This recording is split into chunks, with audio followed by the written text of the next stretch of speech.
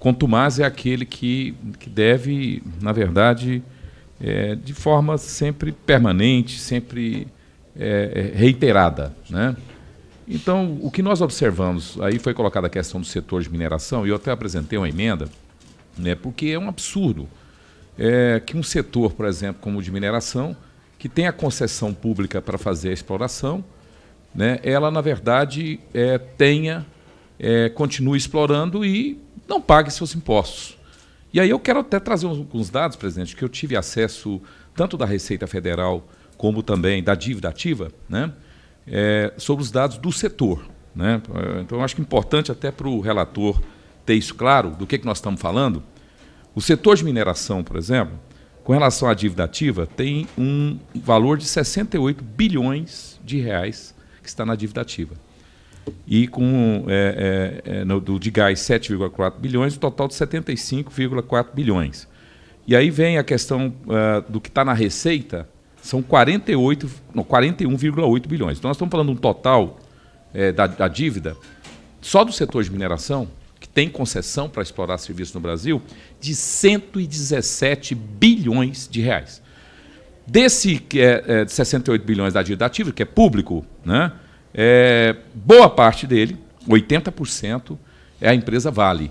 A Vale, que deve 54 bilhões. Né? A Samarco, que foi responsável pelo tragédia de Mariana, deve quase 5 bilhões, 4,99 bilhões de reais. Tem uma estranheza que causa, né, porque, com relação à Vale, porque a Vale, nesse mesmo período, conseguiu 18 bilhões de reais de empréstimo do BNDES. Então, assim, são situações que a gente quer compreender. Uma empresa deve esse valor, continua essa situação. E olha que essa empresa, eu vou dar só um dado aqui do ano de 2018, né? Ela faturou 36 bilhões de dólares e o lucro líquido que ela disse que teve foi de 25 bilhões de reais.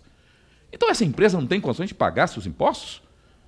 Então isso aqui, por exemplo, nós vamos fazer de conta que, enquanto nós estamos fazendo aqui, discutindo reforma da Previdência, penalizando o trabalhador, trazendo sacrifício para o trabalhador, uma empresa como essa, que não paga seus impostos em dia, quer dizer, deve bilhões de reais para o povo brasileiro, para a sociedade brasileira, ainda provoca acidentes do tipo Brumadinho, do tipo como aconteceu em Mariana.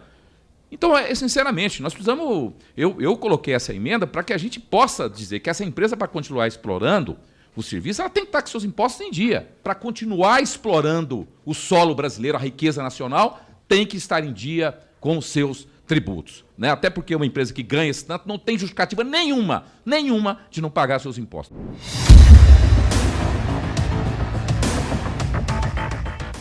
Como que concessionárias de mineração e gás devem tanto?